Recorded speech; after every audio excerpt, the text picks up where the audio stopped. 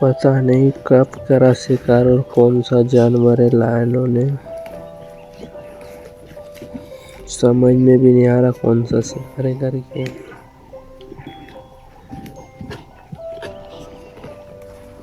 Zebra हो सकता है, मेरे हिसाब से जेबड़ा होगा, 100% जेबड़ा हुआ हो सकता है।